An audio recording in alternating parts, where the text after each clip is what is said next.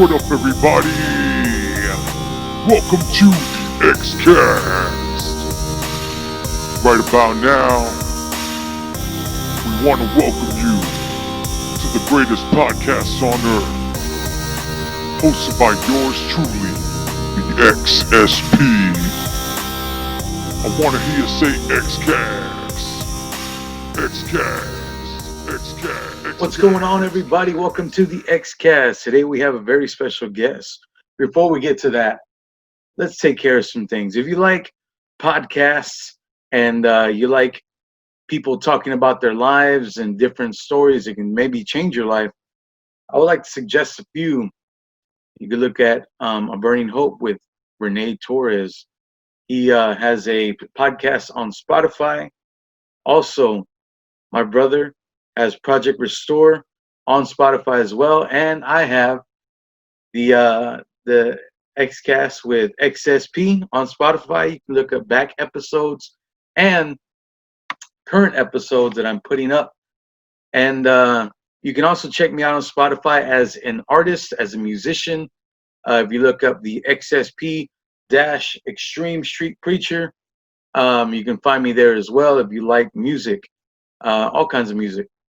Also, if you want to donate to this and give to the channel, you can donate at the PayPal. There you go. Under at the Demon Slayer XSP at yahoo.com. That's the place you can get it. Today we have a guest that I don't necessarily always agree with, but definitely understand that everyone has different opinions and everyone has different walks of life. And I like to broadcast those things. I like to share those things. So I have Dr. Xinto Hernandez or Xinto Hernandez on the program now, and we're going to get right into it. All right, we are here, and my guest today is Xinto, I'm not sure the correct pronunciation, but Hernandez, doctor. How are you doing today, sir? How's it going? Pretty good. How you doing, PJ? I'm doing great, man. And I appreciate you being on my show. I said earlier, we don't always see eye to eye, but I do respect the fact that people have other opinions. And I'm here to set up a platform to do so. So I really do appreciate you coming on. No worries, man. Go ahead. No worries. Yeah, before we get to some of the harder stuff, I want to ask you something I do use as an icebreaker question. Have you ever seen anything that you couldn't explain, whether it be paranormal, supernatural, abducted by aliens, anything like that? What's up? No, I haven't been probed yet. Well, not that I know of. But well, I mean, I've been around people that have experienced, but I've never experienced anything paranormal. I've had like ghosts seen behind me, like when I'm running away from a certain place and they saw a ghost behind me. Probably the weirdest thing I ever remember seeing is one time I was younger, I was a teenager, and I was home alone, and I heard like a loud roar in the front yard. So I ran to the front, and it was late night. My parents were out, and I ran to the front yard, and I saw like this giant thing. It seemed like this spaceship just floating. It seemed to me, and to me, it's like I don't even know if it was a dream or if it's like legit, but because it was so long ago, but I still remember it so vividly. And it was just this giant thing floating, and it was like I was barely catching the tail end going over my house. So I run through the house to the backyard, and I look at the back, and I see this tip of this thing coming over my house, and then all of a sudden it just zooms real quick high up, and it just disappeared. And that's like the weirdest thing I'd ever seen. But that's probably the weirdest thing I've ever experienced in terms of ET stuff. All right, cool, man. Well, check this out. We here at the Xcast, we love to talk to people of different types of environments. Tell me, what was it like growing up in your household? When growing up, what was the atmosphere? Tell me what was it that brought you to kind of what was your upbringing like, basically? Well, I grew up, I grew up in the barrio in Dallas called Oak Cliff. Born and raised there. Well, actually, I was born in Irving, but I moved to Oak Cliff when I was a year old, so I was basically raised there. And my dad, he went to college. He went to North Texas, graduated from there. He actually started at UT, dropped out.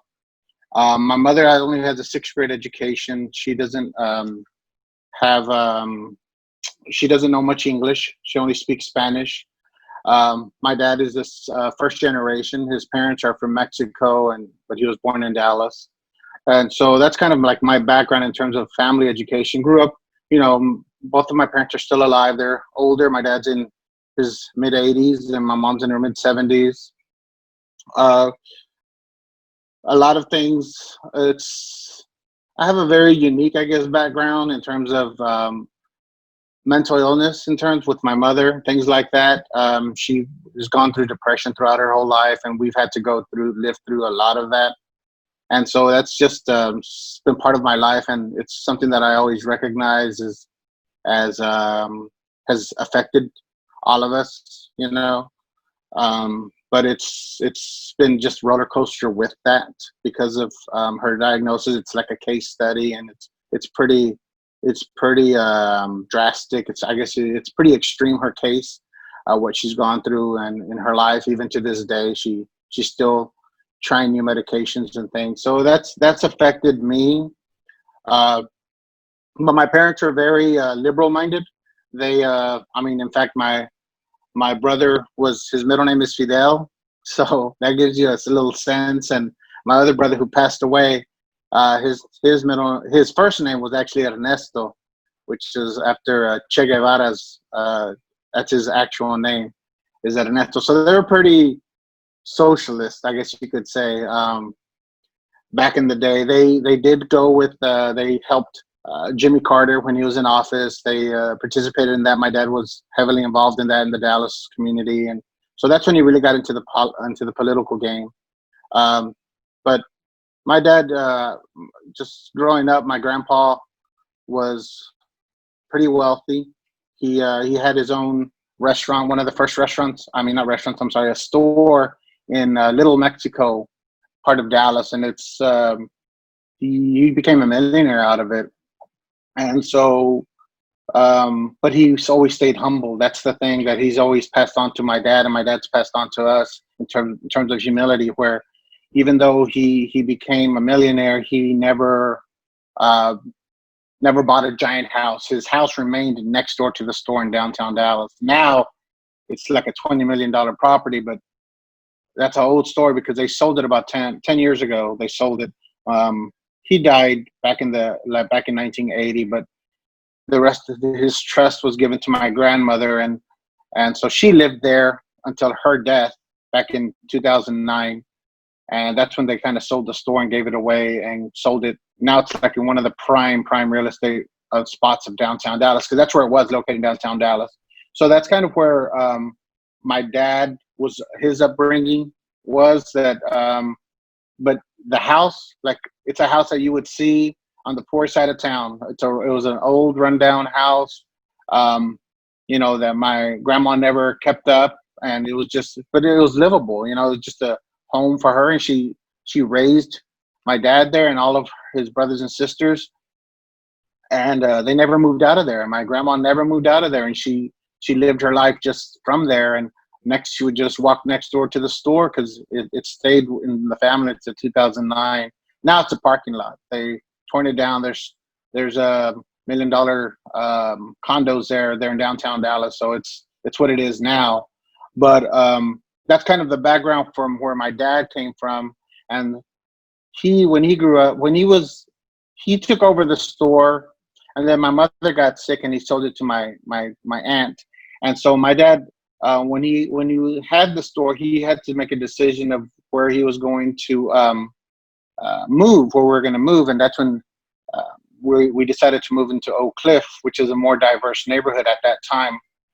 And so he got that humbleness, because there was these really nice homes that he was really looking into, but he wanted to make sure that we remained humble and in a diversified neighborhood. So he decided to move into Oak Cliff. And so with that, he decided to buy a home where they still live to this day. And so that's kind of like a little bit about my background. in terms of growing up. And the beautiful thing about where we grew up is that we grew up on 2 acres that my dad bought. Even though it's in the barrio, it was nice because we had that privilege of having like woods as part of our property. So people with friends would come over and we were in the woods all day. I mean, we built clubhouses. It was just, that was us like growing up. It was just all day. That's all we would do. And it was just the beautiful memories that we had growing up our entire lives. And it's something that, that it's like, I wish I had that for my daughters. I don't even get to have something like that because, we have our little home and everything, but it's just so different now. That's another thing, just having different, like what they used to let us do. I don't know if I could let my own daughters do, because it's just, I don't know why it's a fear factor for us now, but it's just something that it is. Yeah, I think it's a different time period now than what it used to be. There's obviously a lot of things going on in this world that weren't going on, or they weren't well known back then. Right. And I think that's I think you hit the key word there, where it wasn't that well known. It may have been happening, but it just wasn't the it wasn't so prevalent. Social media and just, I think, it just wasn't noticeable as much because, everybody was in their tight communities and they just knew about what was going on around them. Right. So you said that you lived in a very diverse kind of atmosphere. What were some of the diversities you saw growing up as a kid? Well, it was strange because during that time, this was in the early 80s, I guess you could say, when we first moved into the neighborhood, there was some pretty older apartments that were behind that were in the property. There's a piece of property behind our property, and then there was some apartments that were pretty older apartments. And in those apartments, there lived a lot of low-income families. But then in our neighborhood, it was a lot of older white families, and they were older elderly people. And as they either moved out or died out, it became more of a Mexican dominant neighborhood. And that's what Oak Cliff has become. It was during the time of white flight, I guess you could say, during the 70s and 80s, when a lot of people that were living near the city moved out to the suburbs. It was just it was a historical kind of, I guess, change that happened during the 70s and 80s when more minorities were moving into the inner city. A lot of white people were leaving their neighborhoods and moving out to the suburbs and creating suburbs. And so it became, now to this day, now it's more of a Mexican, more Hispanic neighborhood. But then also when I went to high school, so a lot of when I went to Catholic school, and it was a 90-something% Mexican American or Hispanic school where the kids went. That's what it was. And then when I went to high school, it was actually it was a Catholic high school, but it was a predominantly Black high school, which is very strange because it was in the neighborhood that it was, because Oak Cliff has areas. There's a lot of I guess you could call voluntary segregation in terms of that's where the neighborhoods are, and that's just the way they are in a lot of urban cities. But that high school I went to was a very predominantly Black. It was probably about 60%, maybe not that high, maybe like 40-something% Black and about 30% Hispanic and about 20% Hispanic and white and Asian mixed in there. But that was my first high school. And then my dad, he had money invested that he lost. A company he had invested in went bankrupt, so I had to move out. We had to move out of private school and I had to go to public school. And that's when I went to Sunset High School for my last 2 years of high school. And that was just throwing like a lamb to the wolves is what it was. It was an eye-opener for me because I basically led a sheltered, mostly sheltered life up to my junior year of high school. And that's when I saw. What were some of the things that you kind of experienced in that place that kind of opened your eyes to the rest of society? Well, good question. Just the first day. The first day I remember walking in. You got to remember, this is the early 90s. So the early 90s is in the urban areas was the explosion of gangs, and this was one of the toughest schools in all of Dallas. It was just one of the highest, I guess, density of gangs in this area of Oak Cliff. And so when I went there, I remember the first day I went in, I was walking in the hallway to my first class in the morning, and I see this little short guy just running, and he had a bloody fist, and he's just running down the hall. And I just like, for sure, I just move out of the way. I'm like, what the heck is going on? And then as soon as he passes me, I keep walking, still like just amazed about what's going on. And I see a teacher walk out, and the teacher's nose is just bleeding. Like he had just knocked the teacher right in the nose. And that was like, well, what did I just, what did I just get into?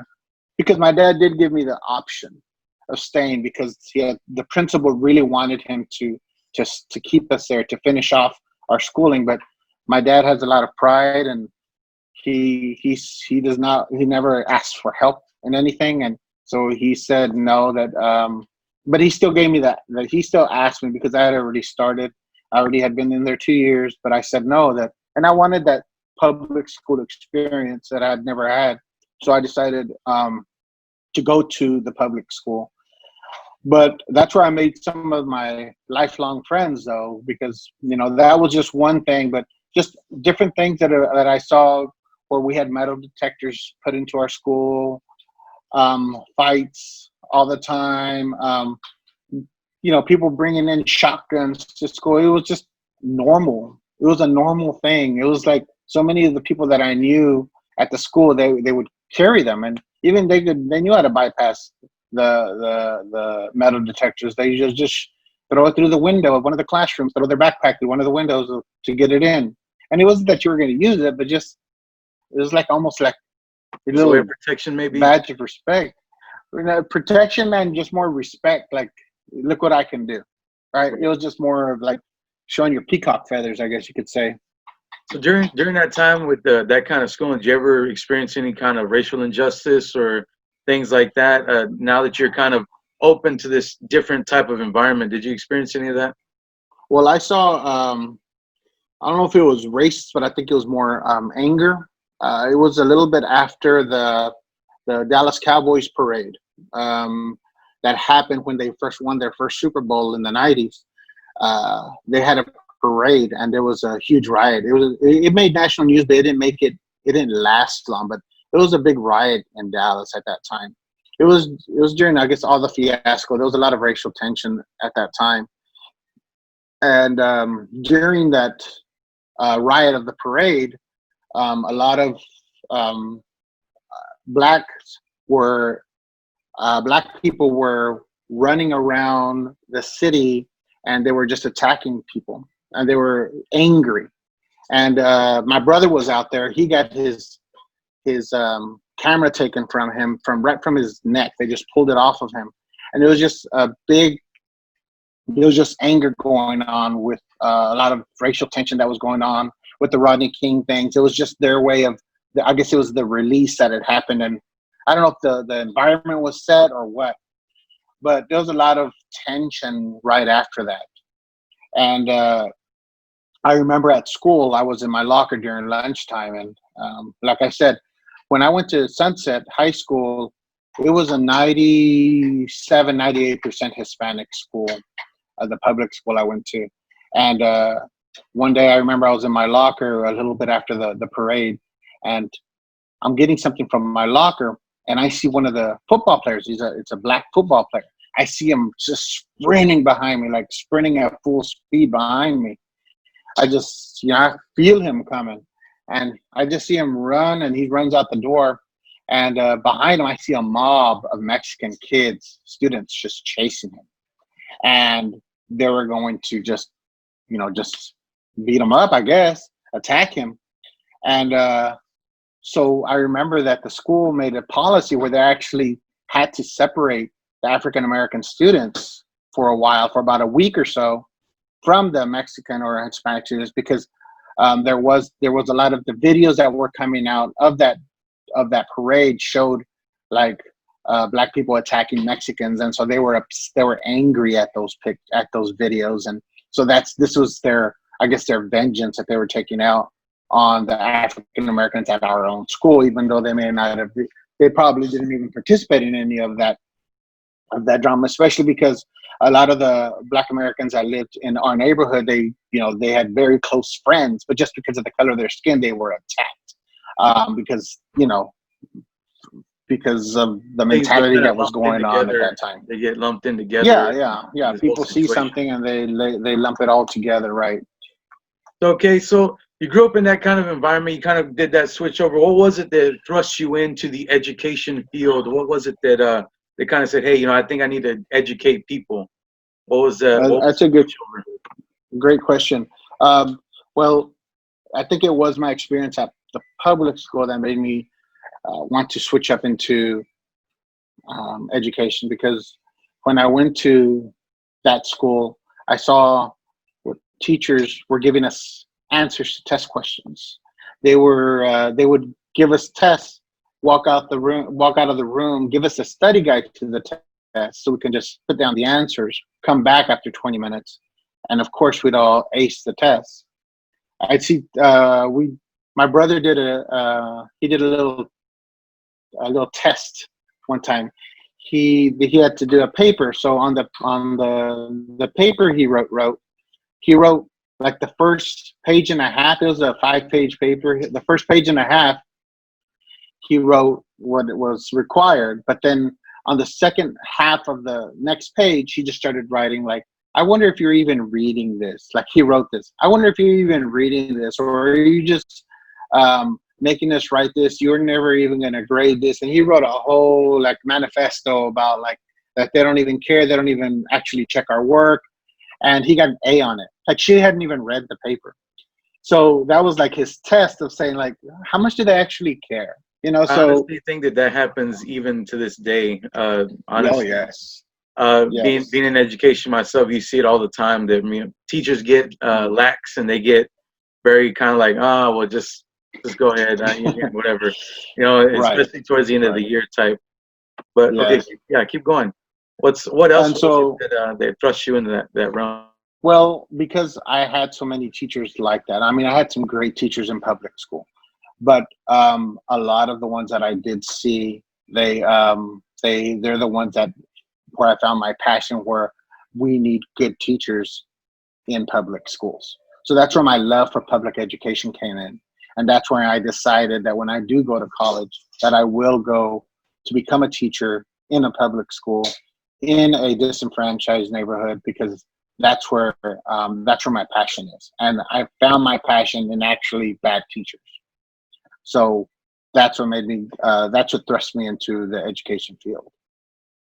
So what was your main goal once you got, or what was your first year like being a teacher?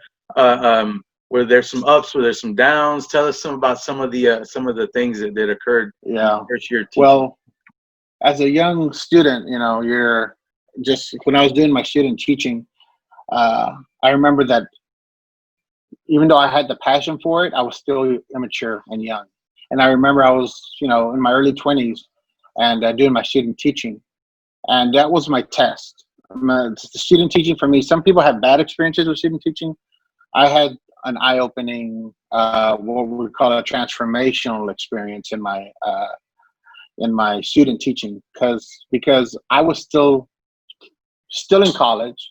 I was still partying a lot. I was still doing all of that thing, and so I was still in that immature stage. And so when I wasn't applying myself as I should have as a student teacher, I was arriving late. I was not preparing lessons well. I was not making connections with students. I wasn't doing any of that during my student teaching. And midway through it, they called me in for a meeting with my supervisor from the university and my mentor teacher, who I was working with for my student teaching. Because student teaching, you're paired up with a mentor teacher, and you kind of start watching.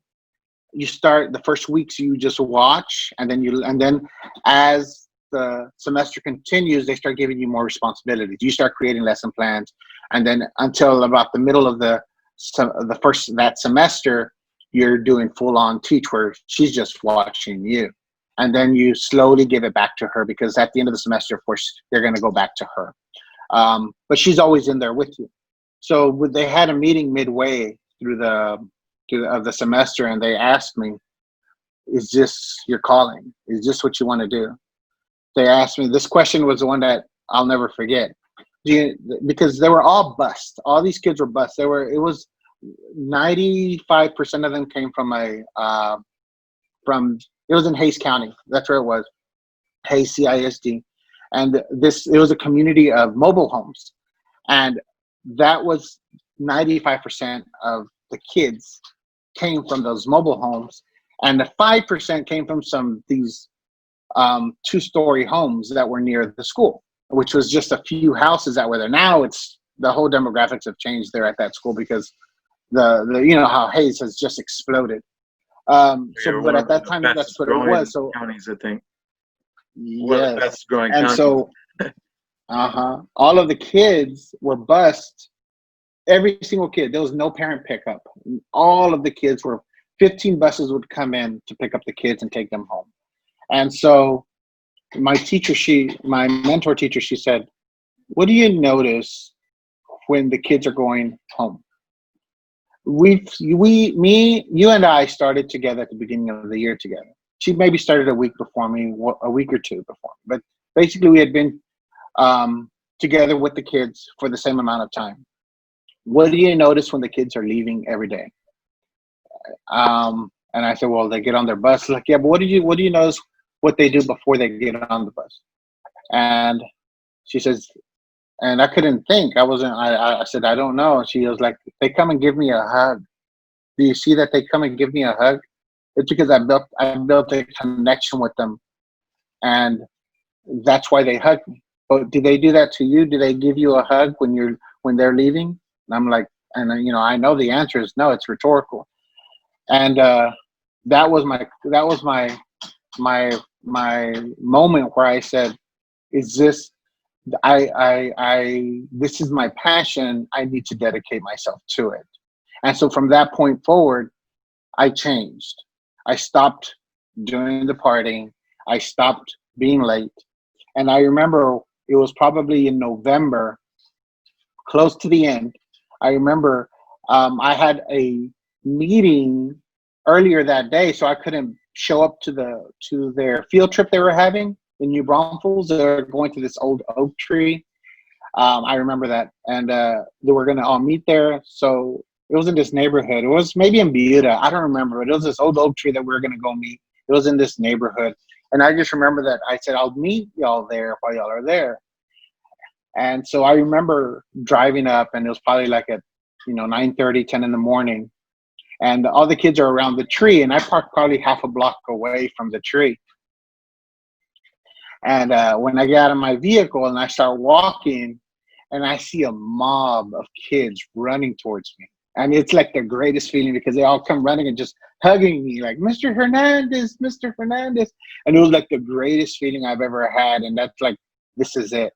I made that connection with them. It took me a little bit, but I made that connection. And so that was my transformational moment that, when I first got into the actual classroom with teachers. I mean, I did some field-based work before, but with that's where I made the connection. And the first year they hired me there. They hired me at that school to teach first grade for January to the end of the year. So that was actually my first year teaching. They loved me so much that the principal decided to hire me, and I worked the rest of the year there. It's at Tom Green Elementary. That's the name of the school.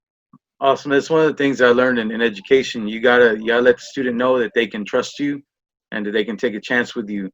And that's right. Not always the easiest thing. In my field, special education is definitely even harder because you're dealing with kids with obvious mental illness and things like that. So I can understand that concept of when you got them, and it's very evident that you've done something in their lives. All right, so you've been teaching for a number of years. You have 21. your 21 years. You have a doctorate Yes. And so where did the political arena come in for you? I know you're very outspoken on political issues. Where did all that Hmm. come from? What was the start of it? What was Uh-huh. the one thing that just said, "Hey, I need to get involved in this arena"? Well, my dad always pushed that on us. Like he always wanted us to get politically engaged, and he would always, he's very liberal, and he would always talk about that with us. And but he never like pushed us into like, I remember getting to meet Bill Clinton in when his first real. I got to actually he gave me a high five at something. I remember he came by to Dallas before election night in '92, and I remember him hitting my hand when he was passing by, leaving on his plane. Um, that's probably like to the extent. It was probably when I got into college, when I got into community college, because when I started at community college, and that's when I started meeting like-minded people who were a lot into Mexican culture and political. So it's like Mexican culture, I also political. So we decided to form this student organization, and it was called La Raza Alianza. And it was just a Chicano student organization there at the community campus. We had the counselor that was there at the college that was sort of our sponsor. And we just got, we had meetings, and we did a few marches. But I think the thing that where I really felt like I got into social justice was when um, on TV I saw the beating and shooting of a friend of mine, and it was captured on live TV, and this was in the mid '90s. I remember his name was Roy Trujillo. He was and it was in Dallas. He had been a restraining order from his kids. Him and his wife had a bad breakup, and he had a restraining order from staying away from his kids. But he loved his kids a lot, so he took them, and so it was considered kidnapping. And so uh, the the police gave there was a police chase, and in the footage you see him running away from the police. Right, he goes through this field, and then he goes into just a little bit of a wooded area, and he's running away from police, and a policeman is giving chase. And when he catches up to him, like you could see Roy put up his hands, like he gave up. And then all of a sudden, you see the policeman shoot him, and the policeman shot him um, I guess in the crotch area, and he fell down. And then the policeman handcuffed him. And when he handcuffed him, this is all caught from the policeman didn't know he was being filmed by it was a local Fox helicopter, and he was filming all of this. And after he handcuffed him, he started hitting him in the face. After he was already shot and handcuffed, he was sitting over him, and he was just hitting him in the face. And I don't know how many, 4 or 5 times he hit him in the face. He just punched him in the face. So that really angered me, especially because it was a personal connection. Well, I And was sad so, with that, but very unnecessary. exactly, Since he's already been handcuffed. exactly. And so, come to find out later on, because there was an issue with kids, that he had taken his children. The police officer we found out later from him that the police officer told him, like, before he shot him, he said, "I'm going to make sure you never have kids," and that's why he shot him there. And then that's when he did what he did to him. Well, our organization formed a protest. We organized a protest, and we got over 100 people to go out and protest there in downtown Dallas. And that was, I think that's where I felt like alive. That's where I felt that social justice warrior coming in, out of me. And I remember I came out in the paper, a picture of me with my sign. And I remember it was a picture that I had created. It said, "Stop the brutality." And this was 96. That was in 96, I remember. Because it was almost to the day, 20 years later, it came out in the San Antonio newspaper at a Trump protest. in 2016. I remember it was just almost like a few days apart where I came out in the paper in two different protests. But it said "Stop the Brutality," and they had a picture of the officer just like on top of him, just hitting him. And I remember that poster that I created. Somebody had collected it because somebody said they were collecting posters from that event to put into a museum, but I never knew whatever happened to that poster. But I still remember creating it and the anger that I felt, and he was never charged. He was just fired from the police force, and it was just that's where I found my calling for social justice. That's where I knew that's where it was. And so when I went to the university, I just continued. I joined a Chicano organization there, and it was politically also. It was a Mecha, which is a very highly political organization. It was stronger back then. It's not as strong now, but it was even stronger when it first started in the 70s. So, yeah. So obviously, some of the things that have been happening here recently have resonated, obviously, with what you experienced. So, what are some other causes maybe that you belong to that you feel very strongly about? What are some of the things that you think needs to be changed with the United States? Maybe. What are your opinions on some of those things? Well, just some of the causes is a lot of things that I like to get involved in, and as much as I can, is my PhD is in bilingual education. So that's obviously is a hard issue that I'm really a big proponent of. And so that's what my dissertation was on, the policy, Texas policy. So that's a big issue that I'm really involved in because it involves a lot of what's going on right now with immigrants coming into the country, refugees coming into the country, and they're coming in to our schools, into my own classroom this year. I had some from Honduras come in that were refugees. And so noticing that the policy that's been created in Texas since from the early 1900s, at the turn of the 20th century, leading up to the 70s and 60s, when all of the civil rights issues came out, and how policy has still created the sense of that we're not getting the best possible research-based methods allowed to be put into our classrooms because of policy that's put in place here. And just looking at it from a Texas statewide level, so that's a big issue that I'm pushing, because now that more research is out and how research-based studies have shown different methods that have not been allowed, because we're pushing more towards an Americanization of refugees, which I think is an assimilation that I don't think needs to be part of what America is. I think it needs to be more of a plural type society, or what we call a tossed salad or mixed salad type of, instead of a melting pot. I don't believe in the melting pot theory. I believe more of the mixed salad theory, where we all live together. Like all flavors that are involved need to have their own place to shine, I guess you could say. Right. So don't try to take that away from us. Don't try to take that richness away from culture, from language. Language is culture.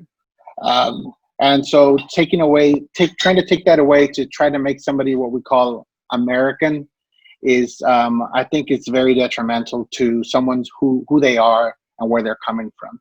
So I think that it's important for people who are coming here to learn English, but at the same time maintain their native language, because it makes America that much more rich in terms of teaching their children the language and also teaching them learning English at the same time. So, but laws right now that's not what the laws are right now. Right now, it's the attempt to try to get them into English as quickly as possible. And so they don't maintain their language. And a lot of kids, even myself, is we lose a lot of that Spanish. And so our Spanish is broken. But then I go further extreme, because some of my research, I got into someone her name is Gloria Ansaldúa, and she went into, even though, especially here in Texas, we have so many different types of Spanish and dialects of Spanish, and some of us say they call us mochos or pochos because of the way we speak it when I go down to Mexico. And because of that we have these, they call them heridas or wounds that we hold, that we're not accepted over here, we're not accepted over there. So we're stuck in this borderlands, and that's the name of her book, Borderlands. It's a beautiful book to read because it helps you identify like who we are here, growing up here in Texas. That we should have pride in who we are, and even with these different slang, mixing Spanish and English, it's still a beautiful thing, and to accept that and to own it. And so with her book that she wrote, she does that on purpose. She wants people who read that, who may be monolingual English speakers, who only speak English, to feel uncomfortable in what it is to be, to have a different language put in front of you without explanation. So she'll mix the languages in her book while she's writing. She'll mix English and Spanish while she's writing and not translate.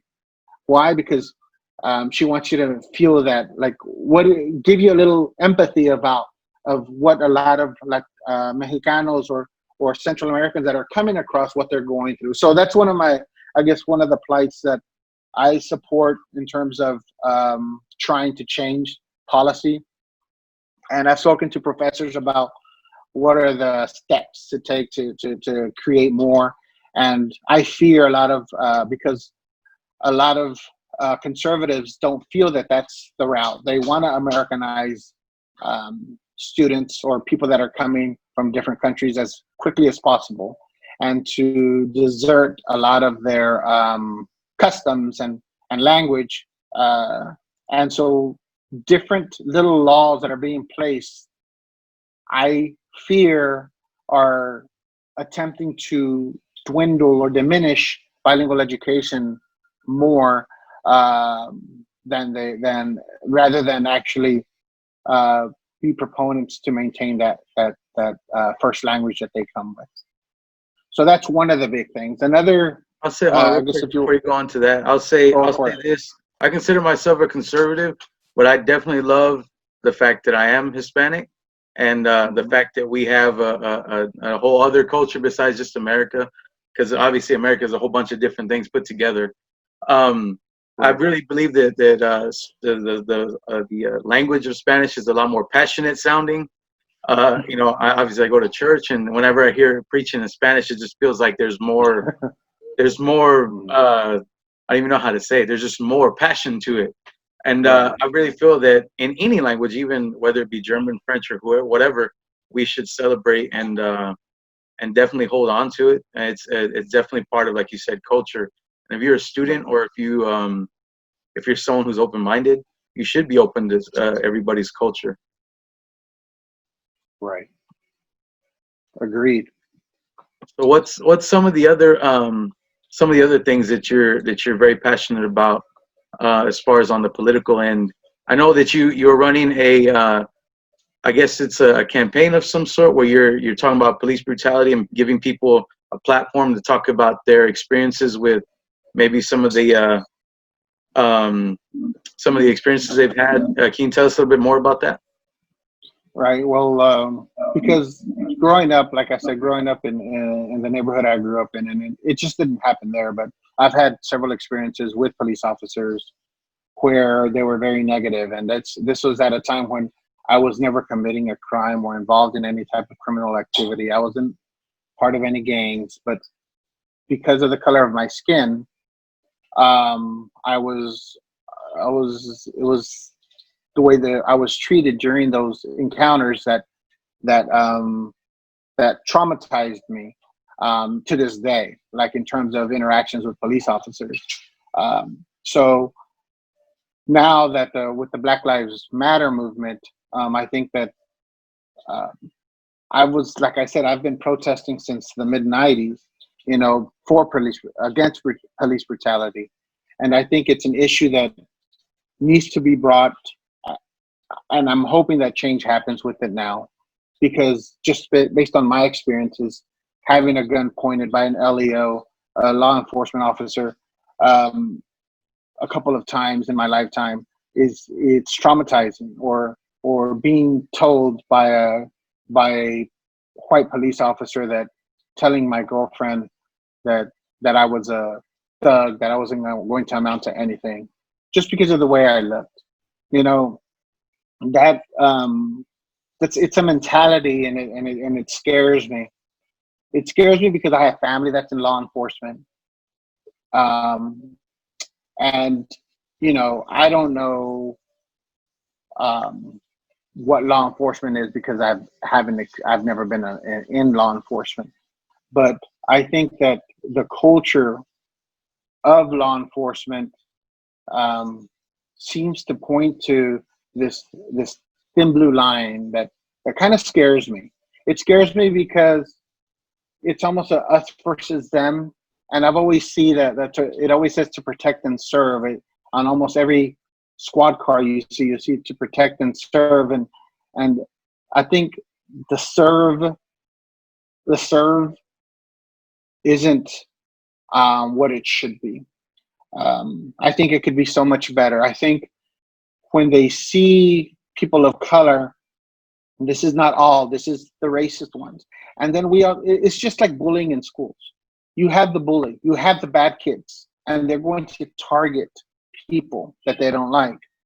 And then you have the bystanders. The bystanders, I think, are doing the worst damage. And I think that's what's happening with policing at this time, because you have the bad ones, and they're doing these things to people that they don't like, and they target them. I'm not saying that they target, but when they have them there, they use their power to oppress them. And so the people that are around that may not agree with that officer, they either have the fear of that officer because they may be a senior officer, or they feel like they don't have to. They stand off because they think that this is the way it's supposed to be, or they don't have the mindset or the consciousness of what's going on, and that it's a bad thing. They think that this is just it's okay to do this. Everybody has their own mind and what they see and what they're going through. So I think that there's far more people that are being these bystanders that are allowing this to happen. Just like we saw with George Floyd recently. There were 3 or 4 other officers there on scene that were bystanders almost. That they allowed this to happen, and I think that that's a problem because it becomes a part of that culture. Like, that's okay, and it spreads as they interact with one another.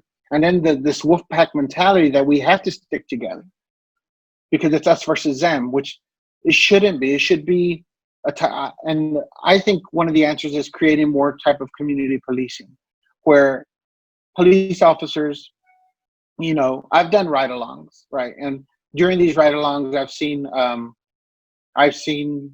a lot of downtime that's happening. They're waiting for the call, right? They're waiting for a speeder. They're waiting for calls. They there's a lot of downtime where they could be sitting down just waiting for 30, 45 minutes, or doing just, I don't know. Sometimes I just see them parked next to each other, just talking for a long period of time. And I'm wondering, like, what can they do during that time? What is there a way that they can go and see some kids playing out on the playground and go and talk to them? Seeing somebody walking by and having an actual conversation, just to have that conversation. Just being more interactive with the good folks of community, because I know that what they see in society is the negative of society. That's who they have to interact with. Yes, they get the speeders and things like that, but the negative interactions that they're having are with the criminals most of the time. And because of that, I think that creates this consciousness of that this community is this way because this is where I'm always called to. But then we're going all the way back to, why is this community this way? And this is where we get into systemic racism. of why our certain communities have higher crime rates. And that's something that another thing we have to discuss in terms of the socio-historical aspects of why we have cycles of violence in certain neighborhoods, why we have cycles of poverty in certain neighborhoods, and how do we change that? And and I think it comes into these neighborhoods becoming segregated, and at the same time having cycles of negative things that are happening within society. So I think that's a big factor. I agree with you when it comes to the policemen should take every opportunity to do the positive stuff rather than just wait for all the negative things to happen. I know that in the school that I work with, the SROs there, I always take time to sit there and talk with whoever, even if it's an uncomfortable question. I know we have something called Coffee with a Cop, where you can kind of go in and basically it's a neutral zone, and you can talk to them and ask them, hey, what do you think about this thing in the neighborhood, or what do you think about this, or what do you think of that, without having fear of any kind of repercussion or things like that. Do you think that that could be something that maybe on a monthly or once a month type thing where someone can have an open forum with policemen? Do you think that would help? That's a beginning. That's a start. That's very much a start. But I think it'll hit a lot of the superficial areas in terms of what's going on with a lot of police departments. I know that we used to have in Oak Cliff, they were creating storefronts in an attempt to create community policing. Storefronts were where the police departments would rent out these small little places, and they would have an officer there throughout the day. And it was like they'd have activities for the neighborhood kids to come around and just do stuff there. And he would talk to them, and he would do Boy Scouts. They would do this. I remember I did the Scouts, and I would go there for that. And, it was just a way to engage ourselves with them. And it was called the storefront for DPD, but then it stopped, and they moved out of there, and that was that. I mean, that's a beginning, but I think there's so much more beneath that iceberg that we need to hit, and I think that's a systemic part that we're not touching, that we're not really delving into. We're hitting a lot of the surface level things in terms of what's going on right now. What we need to do is, how do we change police departments, and how do we change policing to create more equity in terms of how they police neighborhoods, how they police people, and just the culture of it. How do we do all of that? And it's not an answer that I have, but it's something that the experts and the people and police departments have to get involved in. Community organizations have to get involved. Communities have to get involved. Black Lives Matter has to be part of that conversation. Communities of color have to be part of those conversations. Everybody has to be a stakeholder in this in order to change it. And everybody has to be part of that decision-making process. But we still can't change minds. And so sometimes if we have that mentality, it's either going to be changed or it's got to be removed. Because if we have a racist mentality within police departments, it has to be removed. If it's not going to change, it has to be removed. So how do we do that? How do we reappropriate our resources that we're doing in police departments to help find what's going to create a more positive police department that's going to not have these issues? So, I mean, I'm sure that there are police departments around the nation that have already taken these steps. They've been proactive with taking steps to create a more positive interaction between them and their community. And I'm sure it's been a whole education type process where they've changed a lot of it. So why don't we look at them and see what's going on there, and but not just that, but we need to get communities involved. We need to get them involved within their own departments, within their own cities, within their own communities, because every community is different and their needs are different. So we have to get everybody involved. I do agree that that everyone needs to be part of the conversation. The only way to know somebody else's perspective is if you talk to them and respect them for whatever it is that they're saying. And I think part of that, the art of conversation has been lost throughout this whole time period that, hey, you're wrong and I'm right and you're right. We need to have an open conversation. I think that's part of the thing is that nobody wants to be wrong, but everybody wants to be right, and nobody wants to listen to each other anymore. And I think that that's part of something that we lost. It definitely needs to be done, and within every community, like you said. But people need to be willing to listen too, and I think that's kind of something that we've lost. I think there's a huge disconnection, right? And I think there's just a huge disconnection with all of that, where we have, especially in terms of political parties and the division that's happening right now, where it's very, very black and white right now in terms of that. No one's going to budge. No one's going to budge with their platforms. No one's going to budge with their beliefs. The conversation.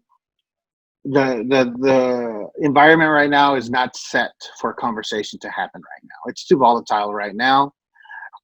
It's going to take time, and it's going to take a type of leadership, I think, that's going to be able to bring the nation together. Because right now, I just think the leadership that we have right now is they see things very black and white, very divisive, and I think that we're not the environment is not set up for us to have those conversations, because of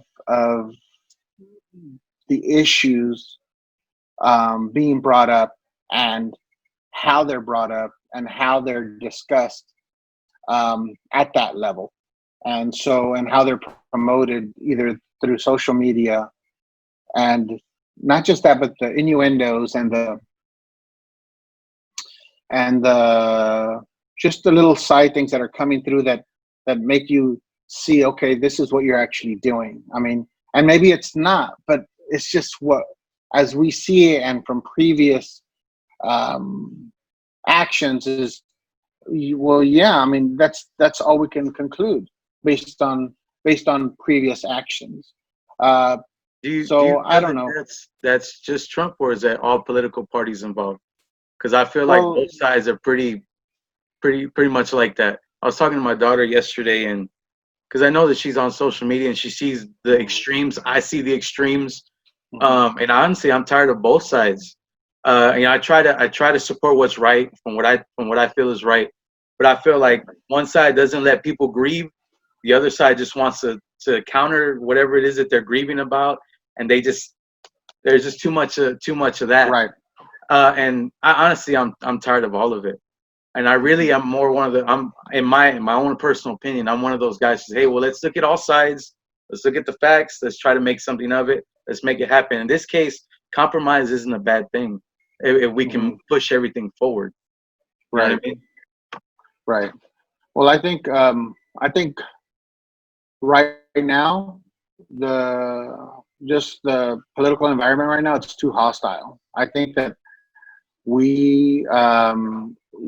we're in the middle of protests. We're in the middle of Corona. We're in the middle of just social unrest. And right now, there's a lot of anger. And I don't think anyone's going to listen to anyone at this point. I think we need to give it time. But I think the conversations still need to continue where they can. So swift action isn't going to, putting Band-Aids on certain things isn't going to fix the problem. It's going to just let it, it's going to just make you feel okay for a little while, but it's something else is going to happen in the future. And it's snowballing little by little. This has been snowballing since, since Obama was in office. It's just been little by little, these things that have been happening, and they're more prevalent now with camera on our phone. And so that we see, and it's something that right now we're what we say, like as Dr. West says, Dr. Cornell West, he says, we're at this tipping point. We're at this point where are we going to go? Which way are we going to go? Which way do we want to go as a country? And we're on that fence. We're straddling it, and we need to make that decision of what's going to define what America is. And I think that I really felt that we were going in a certain direction where it was more of a time where we were going through that transition of having our first African American president and possibly having the first female president, which is, I think, another group of people that have been marginalized as well, to going into this very ultra-right leadership that has just blew people out of the water in terms of, whoa, like it just took the country to a whole different side. It's just like that fence, no, it just fell, we just fell into something that we did not see coming. It just blindsided us.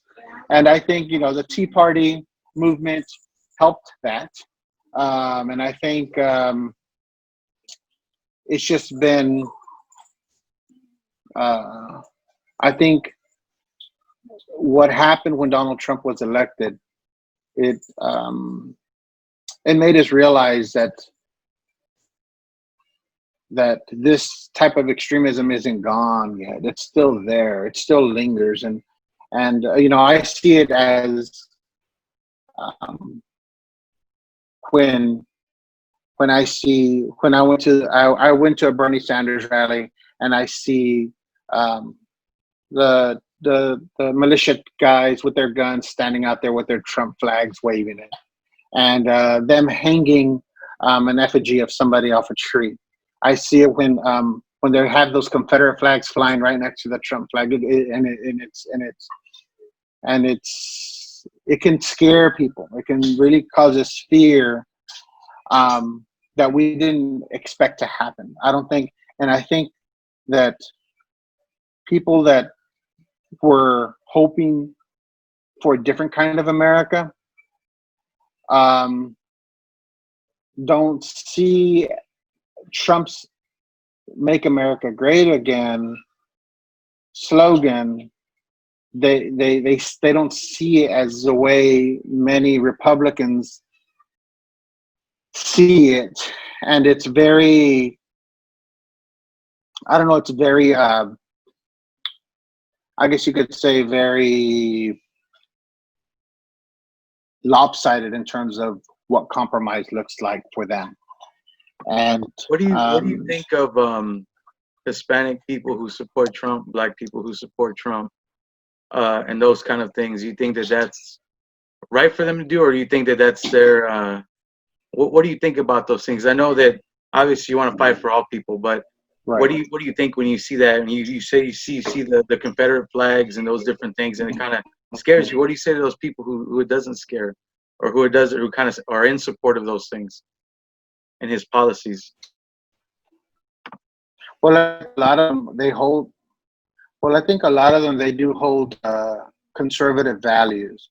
That's the thing. So when you look at what conservative values are, I had this conversation with actually a conservative Black man, and it's like, what are those conservative values that you believe in Trump? It's why you're supporting Trump, because I see, and when I see him as that, I don't know how a person of color can support a racist. And it's like, what do you see in him that I'm not seeing, and I still see him as a racist in front of me?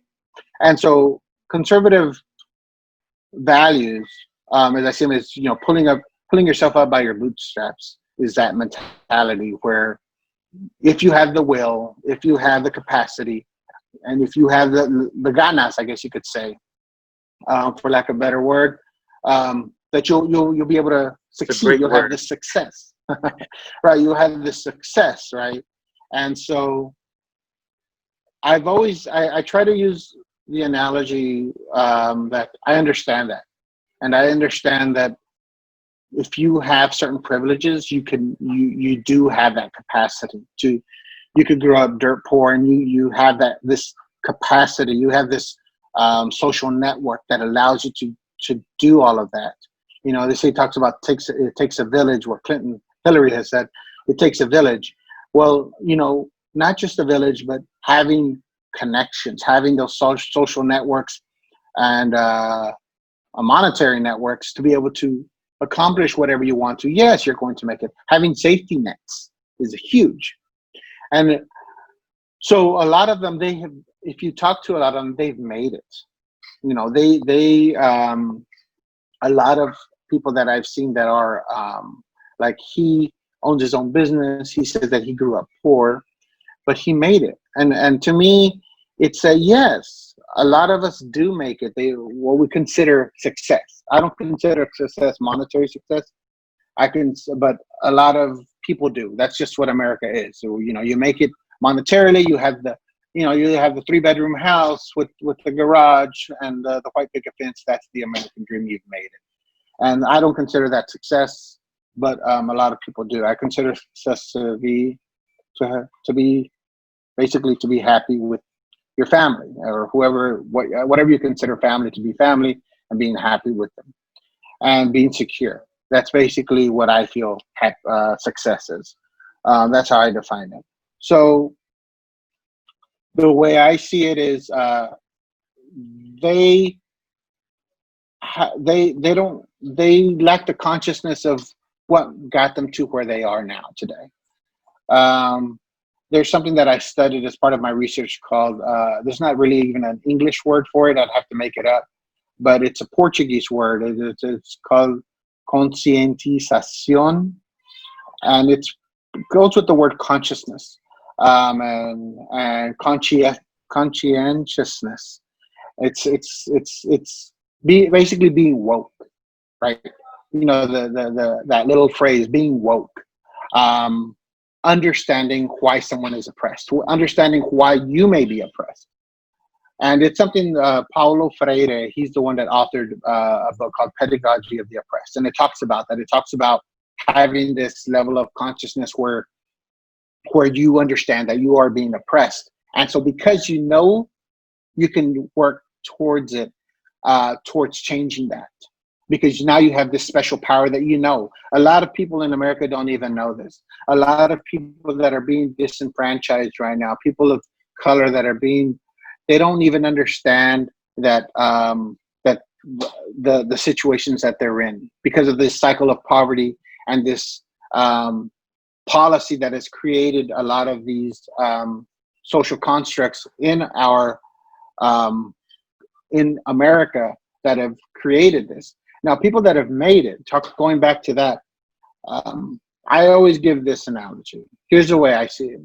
I see it as that, first of all, they're using anecdotal things. It's something that happened to them. I made it, why can't you? And I could easily say that based on my life. I made it, why can't you? But I don't do that. I'm more of the empowering type of person where I want to empower people for them to understand that they're going to have to navigate through some things to be able to make it the way what I consider. Well, first of all, just for them to understand that how do you measure success? Because everybody has their own measure of success. But not just that, but how do we? What I want to teach them is to navigate themselves, to be able to navigate themselves through life. And understand how to face these obstacles that are going to be placed in front of them. And so the analogy is, yes, just pull on your bootstraps and do what you need to do to survive. But people of color, especially Black people of color, they had to put on boots that are filled with nails, and they have to walk through a minefield to reach their goals. And they don't have privileges that white people have in this country, because laws are not created for them. They're created dominantly by white men. That's who have created these laws since the beginning of this country. And they've created laws to maintain power, to hold power, to create what they want, their vision of America. And so when you see disproportionate amount of numbers in terms of education, the gaps, why is that? Why do we have white families 10 times wealth than black families? Why do we have that? Why do we have these neighborhoods that are considered disenfranchised, or the poor neighborhoods, or the barrios, or the ghettos? What created that? And just my example that I gave earlier about bilingual education, why are we using practices that are going to be detrimental for kids in their future, for our Hispanic kids? We're putting these laws that are going to not give them the best in education, because when we're teaching them, we're pushing them too fast into English. And so they haven't learned academic skills in their native language to be able to access that English, to be able to transfer it into the English language. So they start falling behind. And then we have these higher rates of dropout for them. We have lower test scores coming out from them. Why is that? And we have to look back at policy that has created this type, where we want to get them into a transitional type of program. So that's just one example that I saw that shows that this policy was created to Americanize, and not just Americanize, but to push this language, which is culture, out of our students. And it's I would say it's called a whitewashing of who we are. And so that's just one. And so we look at redlining that's going on within neighborhoods, which happened many decades ago, where neighborhoods were created so that people of color couldn't buy in certain neighborhoods based on the color of their skin. And so that just doesn't have an effect back then. It continues because everything has a cause. And what we have today has, even if redlining is removed, which it's not, in there's ways, but it has caused these cycles that have continued up to this day. And so I think that that's what's considered systemic racism. That's how you define systemic racism. It's where there's policies in place, whether in police departments, whether it's in education, whether it's in housing, that has created disparities, and that are statistically, you can see them, that are of why are there more higher rates of blacks in prisons? Why is that? But not just that, but you go back to, it's like, why is, because they're arrested more. Why are they arrested more? And why is there more violence? Why is there more drugs? Why is there more? So you have to go back. You have to go back of what created this. And if America doesn't change the policies to be able to say, okay, well, this is the effect of what we created. Why can't we create policies to change that? Why can't we create policies to reverse that? How do we reverse it? Now, I don't have the answers to that, but how do we reverse it so that we can have more equity? And that's all we're fighting for, is equity. How do we get equity in schools? How do we get equity in housing? How do we get equity in police departments, where we have, because everything is statistics. There was this, I can't remember what the test was, but it was in England, where this guy asked, it's this rule of averages, where they asked, like, how much does this, I don't know what animal it was, I want to say it was a pig. They're telling the crowd to guess what the weight of this pig was, right? And they said, let's just say it was 357 pounds. That was the average of everybody that says, well, guess what? That's how much the pig weighed. And so this is the law of averages, tells us that, okay, then if there's 67% of whites in the country, then why aren't 67% of whites in prisons? If there's only a 60% of blacks in America, why are they disproportionately being shot more than white in terms of rates? They're 3 times more likely to be shot. So it's like, why isn't the law averages working? Because there's something wrong in the system. There's something wrong in the system that's creating this. So that's something that we need to look at. Do you think it's going to be possible to make those changes? And if Well, I so, think how long do you think that will be? Well, it's going to take generations, actually, I think. Well, maybe in this next 2 generations. I think what we need is more people of color in leadership positions. That's one thing that's going to help.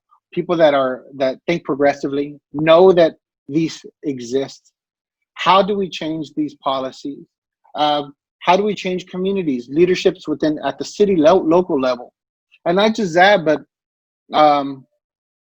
people that are CEOs out there, the people that have this power, you know, and I'm talking about even, the white people, these CEOs of power, they have this power to change, to create, to add more people into their board, to give, because I'm not the monetary type. I'm not the one to say, but we're in a capitalist country. So, that's how we measure success, and that's how statistics measure. Well, the disparities in even getting families into that middle level, to how do we, as CEOs of companies, how do we create companies that allow that to happen, where we have middle class families being able to have that? And I think that's what's going to make the changes, because that's where the power is. And so, I think that's what I liked about Bernie Sanders, was a lot of him spoke about that 1%, getting the 1% to not only pay their fair share, but also to think about their companies and what are they doing to their companies to include more people of color in these top positions. But not just that, but how do we create spaces for people to become CEOs that are people of color? Because the disparities are just phenomenal in terms of that, in terms with wealth, talking about just in the field of wealth. And so I think it's going to take people in power, getting more people of color in power. It's going to take communities getting involved in that change and that change in policy. And I think it's leadership that we have now, listening and acting. It's going to take a lot of action. So I think that's what's going to be the things that are going to help change. All right, man, it's been a great conversation. I just want to ask you one last thing. How do you want to be remembered when everything is all said and done? I know you're a family man, you're a teacher, you're an activist. What is it how do you want to be remembered when everything is all said and done? I guess I just want to be remembered as someone who served people. That's it. That I served the disenfranchised. That I served people. That's how I want to be remembered. All right, man. Well, I appreciate your time, and let this be a lesson to anybody who's out there. I'm on the conservative side, you're on the liberal side. We can come and have a conversation. That's right. And I think that as long as we're sharing ideas and things like that, I think we can be better as a society, better as a country. And thank you for your time, man. I appreciate it a lot. All right. Thank you, PJ. We'll see you later. Yes, sir.